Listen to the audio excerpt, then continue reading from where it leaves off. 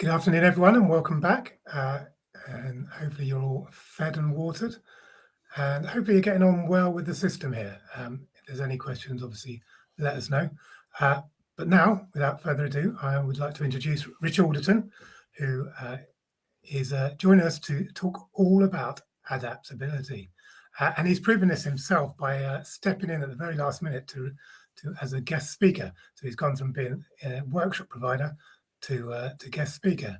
Having listened to Rich before, he's a world of knowledge and some great ideas from outside the outdoor learning industry.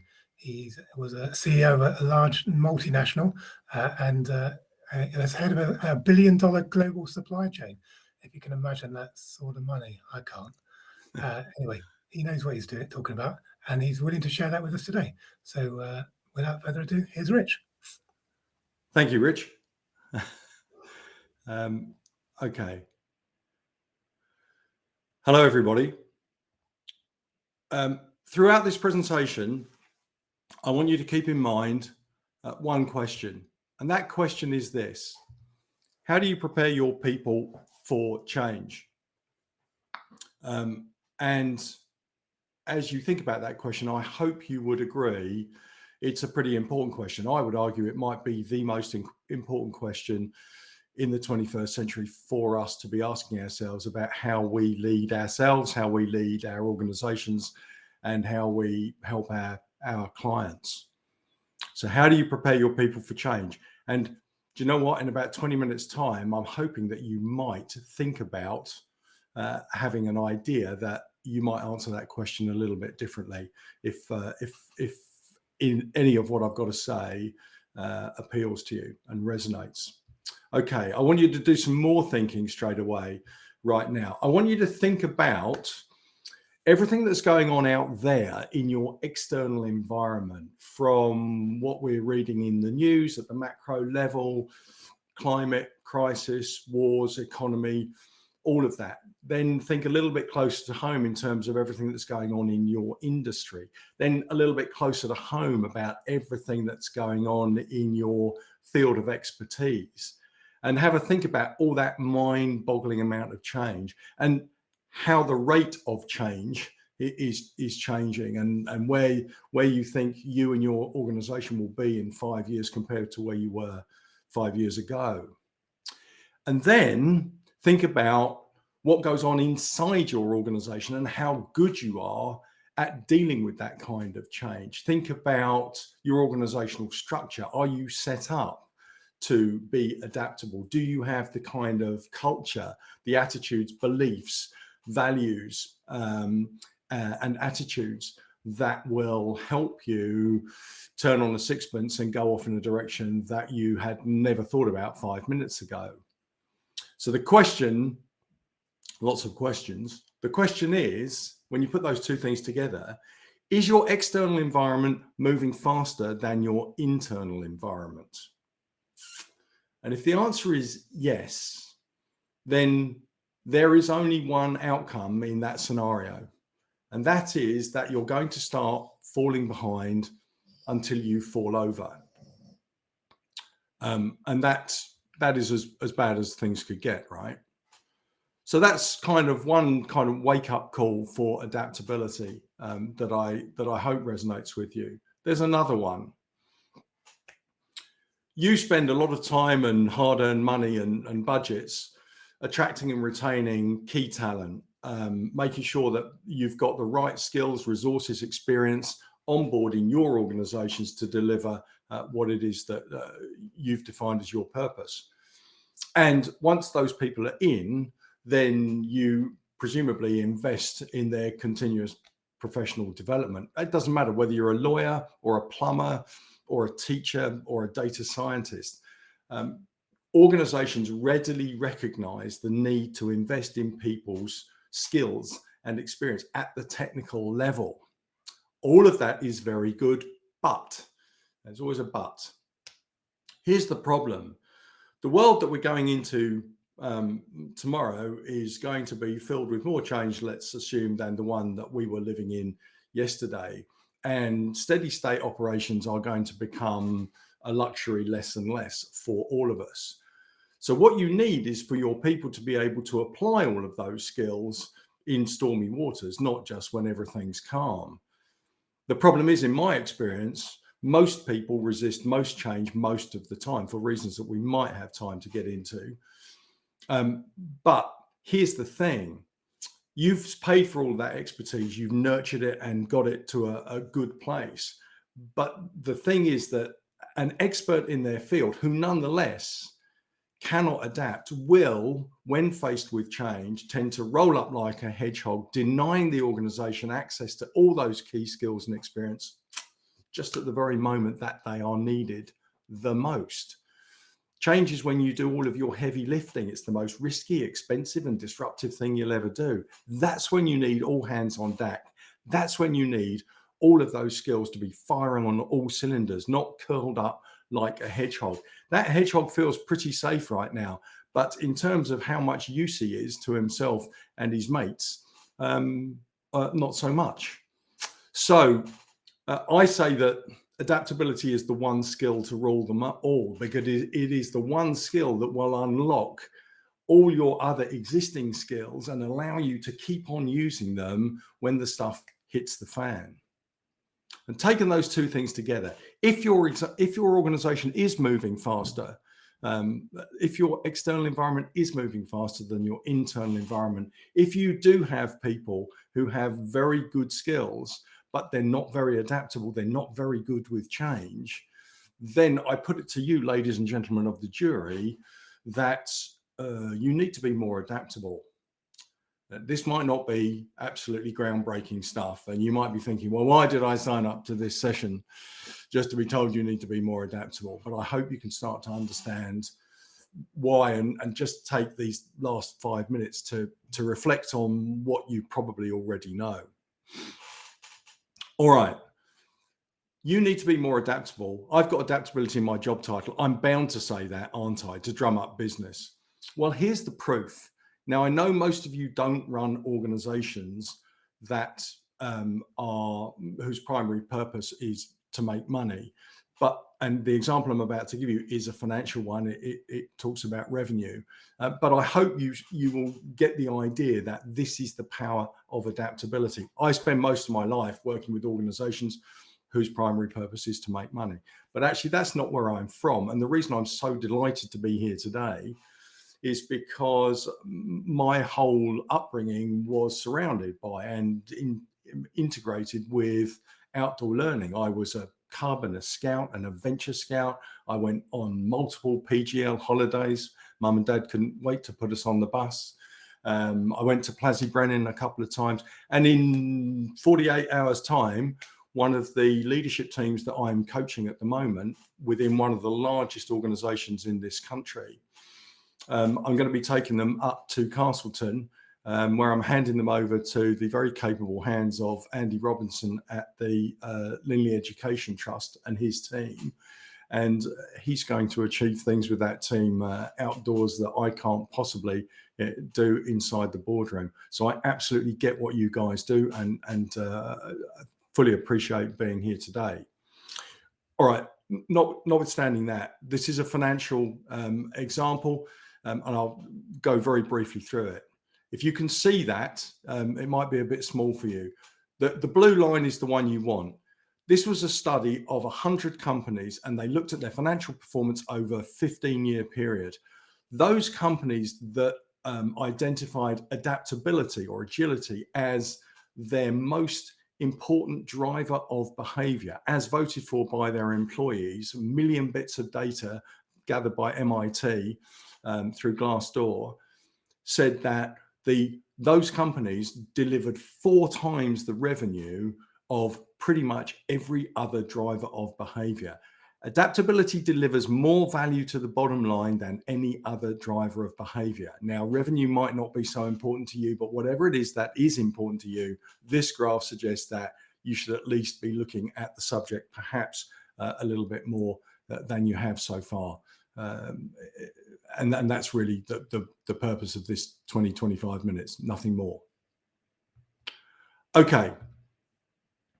So that's all good. I'm sure I've completely convinced you that you need to be more adaptable. So what you're thinking is, That's all lovely, Rich, but how on earth are we going to do that? Now, here's the thing. Most of the people that I deal with don't think that you can become more adaptable. No one's ever really thought about becoming more adaptable. Why is that? Well, there's a few reasons that it might be the case. The first is we can't actually remember the last time that we became more adaptable. When I ask that question in seminars and groups, very rarely, very, very rarely can anybody say at this point in time or during this period, I became more adaptable. I changed my attitude to change. I became more open to the idea of change. That's what adaptability is all about. I did meet one woman who said that, unfortunately, following the death of her friend, that put the whole of her life, the rest of her life, in context.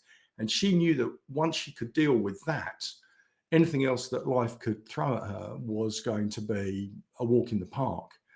So that was a very good example, but it's rare. We have this thing called negativity bias, which makes us focus on what could possibly go wrong. We have this thing called loss aversion, where we're much more concerned about avoiding loss than acquiring gains. We like to live inside our comfort zone. We are pre-programmed through 50,000 years of evolution to see change as a threat to our security. Of course, we don't want to believe that we're adaptable because we don't want to be. We don't want to engage in change naturally. And we think that it's written in stone, our level of adaptability. It's something that you're either born with or you're not. It's written in your DNA. And the good news is that nothing could be further from the truth, and anybody can become more adaptable if they so desire. Now, that's quite a big statement to make. You can become more adaptable. I'm going to show you how, but it's a bit of a mindset shift. How do you prepare your people for change? You're still thinking about that question, right? Well, most organizations throw their people into projects. They only try and change their people when they're trying to change their organizations. And projects are really good at changing what people do. They're really rubbish at changing how people think and feel about change itself. We've got to stop thinking about change as a business process. We've got to start thinking about it as a form of intelligence. Just like maths or music or martial arts. When you start thinking about adaptability as a form of intelligence, and intelligence is defined as the ability to acquire and apply knowledge, then we can start to see that adaptability is something we can develop. And we've known since the 90s this thing called emotional intelligence and lots of other forms of intelligence. Why not adaptability intelligence? And again, I put it to you that in this day and age, there is no greater form of intelligence that we need to develop than our adaptability intelligence. And here's how. We've developed an adaptability intelligence model, and it's based on a very simple principle. And it is this, that those people who tend to resist change are regressing, and those who tend to embrace change are progressing. Now, we've kept this really simple, only 4 levels that take you from, oh my goodness, I completely hate change, through to, yep, let me at it, whatever it is, I'm good for this, take me on to whatever is going to happen next in the world. And here's the logic of how you get from A to B. The most visceral, negative, emotional reaction that we have to change is fear. We can't stop feeling fear, but we can absolutely control it. And if you want to find out, I haven't got time here, but I see that somebody from the RNLI, Jim Whitaker, if I remember right, has connected with me. The RNLI have a brilliant way, mnemonic called FLOAT, F-L-O-A-T, on how to deal with fear. See Jim afterwards. Sorry, Jim, we've never met, but I just happened to see that in your bio. Once we can control our fear, then we're much less likely to feel anxiety about whatever it is that we think might be waiting over the horizon to bite us in the bum and cause us fear. If you can deal with fear, you're much less likely to become anxious. And I'm only talking here about common or garden anxiety that we feel at work, subclinical. I'm not talking about anything more progressive than that, like general anxiety and depression and further on. Now, in that bottom half of the model, if you can control your fear and manage your anxiety, then what you're effectively doing is getting yourself out of your own way. Hurrah! Because once you've done that, then the magic really starts to happen. Then you can start to see change for what it really is, which is the best chance that you're ever going to get to make a difference. And the fact that you are all working on a Saturday afternoon means I know that you will want to make a difference. And if you can manage your fear and anxiety, then all of a sudden we're standing a little bit taller. We've got a bit more confidence that actually whatever happens next, we can take that and we can make the situation better for ourselves, for others. But now we're starting to be able to see that even negative change is an opportunity to make a positive difference. Sometimes when the chips are the lowest, that's when we can bounce back the highest. And ultimately, change is the opportunity for us to think and speak and act differently, the definition of freedom. We can explore the boundaries of what we are capable of achieving. And the status quo is never going to be able to give you that. Only by embracing change, even negative change, can we find out what we're really made of. Now, within this model, there's a whole bunch of antidotes to combat the reasons that we resist change in the lower half, and stimulants to boost the reasons we love it in the upper half. And I haven't got time to go through all 12 of those. I will give you one as a takeaway in just a minute. But all of those antidotes and stimulants combine to give you a set of superpowers that take you from self-control over fear to self-actualization, which is just the fancy psychologist's way of saying realizing your potential. This is what you can is available to anybody who develops an adaptable mindset. And I think it's a really quite exciting thing, knowing that even when bad things happen, good things might happen to you in life. If you get lucky, if you work hard, good things might happen. What we do know is that bad things are definitely going to happen, because we are going to lose loved ones. We are going to get caught in a storm. Bad things are definitely going to happen to us. We are going to have to be adaptable. We are not going to be in control of everything that happens in our lives. So we might as well get used to that idea and develop a skill that can help us deal with all that. Make sense? Okay, so let's dive into one that means something to me. The one out of the 12 tools that I've got in this toolbox that really meant something to me. When I set up this business 8 years ago, the phone stopped ringing. I went from being this terribly important corporate guy looking after $1 billion business to I thought my phone had broken. And eventually I worked out that actually it gave me time I'd never had to spend with my very young daughters, and I could actually take them to school. And we had a complete hoot of a laugh on the way to school, and I didn't think about work at all. And on the way home, I played some AC/DC very loud, and I didn't think about work at all. And when I got home, none of my problems had been solved. They were all still waiting there for me in my silent office. But imagine where my headspace was to now deal with those problems. So although I had this anxiety, and there's a photo there that anxiety, actually dealing with subclinical anxiety is entirely possible. According to the American Psychological Association. The problem is finding it, because we're all world class at keeping our anxiety hidden, aren't we? I certainly was. Here's the antidote that I want to give you, and you know it, and it's mindfulness. What I want to help you understand, if you don't already, is that although you understand anxiety, although you understand mindfulness, why are the two so well suited to cancelling each other out? Mindfulness at its most basic is about living in the moment. It's about letting go of the past. It's about letting go of the future, letting go of judgment, and just being in the moment. The problem with anxiety is it's all about makey-uppy stuff that you think is going to happen into the future. So you multiply your negativity bias by your overactive imagination, and the route that you make for yourself is an exponential cliff that lands you at rock bottom. What mindfulness does is it brings you back up that curve towards the present.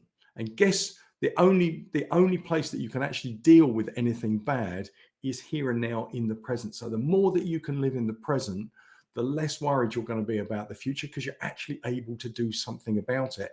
A study in the US showed that 90% of what we worry about never actually happens.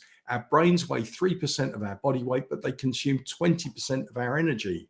How much wasted effort could we flip on its head and put to use in that world of tomorrow, where our external environment is moving faster than our internal environment? That's the power of adaptability. Okay, so I hopefully have told you very quickly 3 things: that you probably need to be more adaptable. I don't want to presume that maybe you're already there, in which case slap me down. That you can be more adaptable, and that there is a roadmap for you to do that, and it's filled with practical stuff that has certainly helped me, and it seems to be proven to help my clients as well. So with all that, I very quickly want to get through and come back to the first question. How do you prepare your people for change? Because if the answer is you throw them into projects, one change initiative at a time, I'm going to suggest to you that only changes what they do. It doesn't tend to change how they think and feel about change. If, on the other hand, you are preparing your people for change by giving them adaptability as a skill set, a leadership skill set, and treating it the same way that you would delegation or constructive conflict or communication skills, then what you're creating then is a culture of adaptability that will be ready for whatever happens next. Thank you very much. And if we've got some time, we have, then I'll take some questions. Or am I supposed to be reading them from somewhere? Hello, this is me.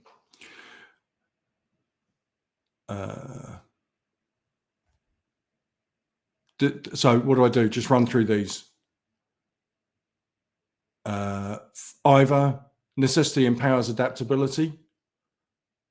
Yes, as a result of the pandemic, almost like tough journey. Okay, let's talk about the pandemic. Thank you, Ivor, for bringing that up. Lots of people have been through, we've all, 8 billion of us, we've all been through the pandemic.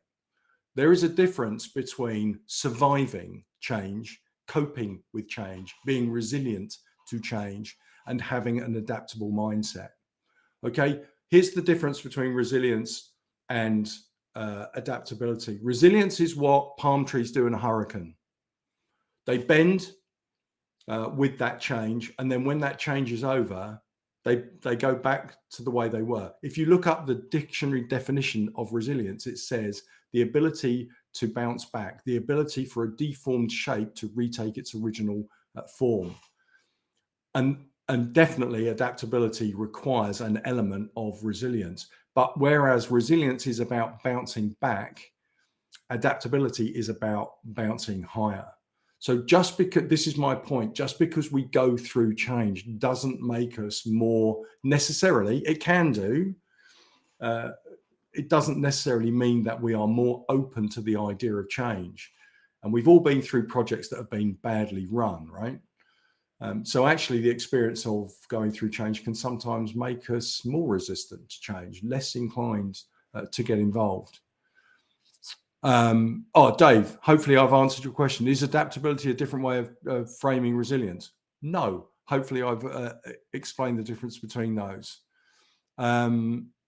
Seems to also link to the concept of anti-fragility.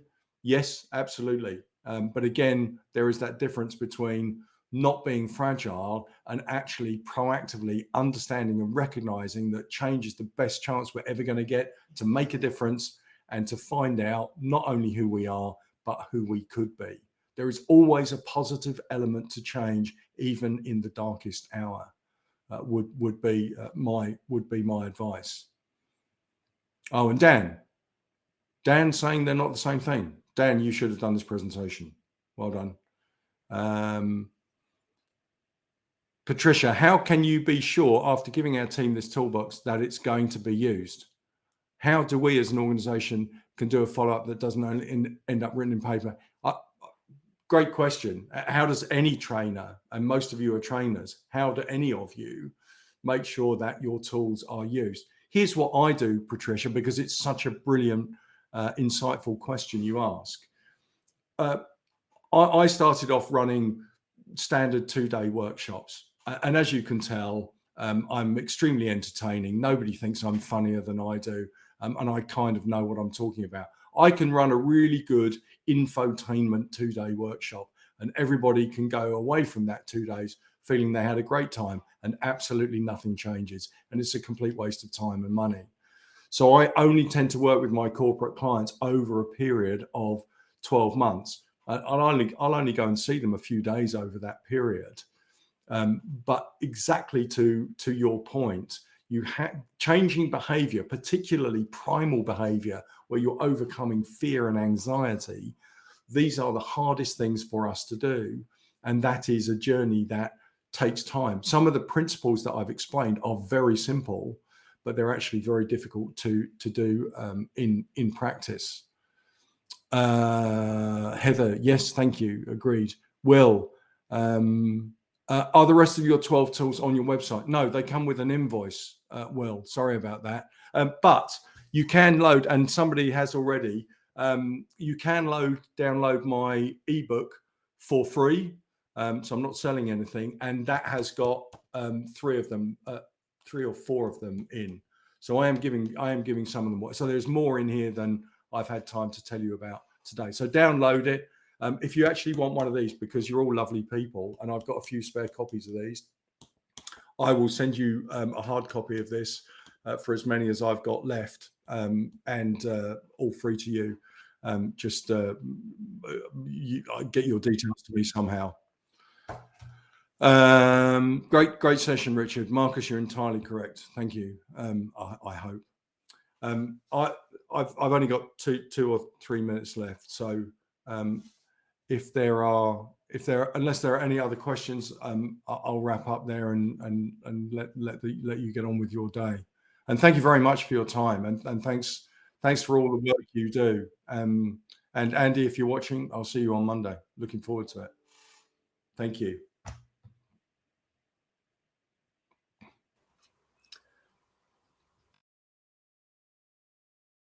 Just like to say to everyone, thank you ever so much, Rich, for that. That was a really, really good chat. Sorry, I think we missed a few of the questions in the live Q&A part.